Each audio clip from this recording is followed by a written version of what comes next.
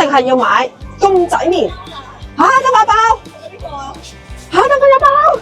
最近喺 Fred 咧留意到一款爆紅韓國嘅即食麵，咁今次去到首爾第一時間嘅手信一定係買呢個。見到呢個條咧已經勁吸引啦，係我最中意嘅蜆同海帶，所以我一定要買。咁我諗住買2 pack，買2 pack 8包。本身咧我哋見到呢個奶油版嘅辛辣麵咧都好想買翻去香港㗎，但係就俾理智嘅陳生阻止咗啦。HKTV Mall 就有啦，85蚊。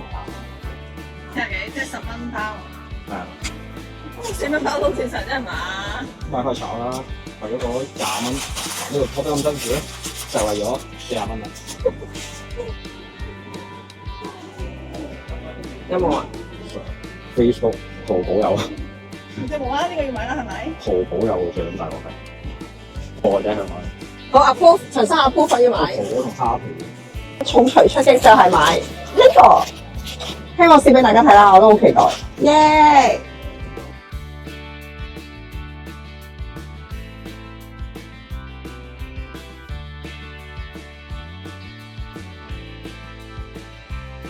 仲有啲海帶係發大咗嘅，蜆同海帶嘅公仔麵。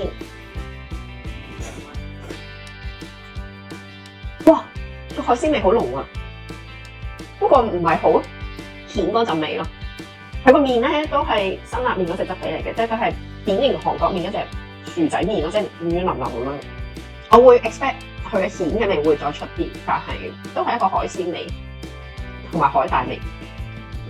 新樓㗎，因為佢話7、5、9有就有，如果7、5、9真係有，大家唔好留言俾我，千祈唔好留言俾我，唔係佢知道。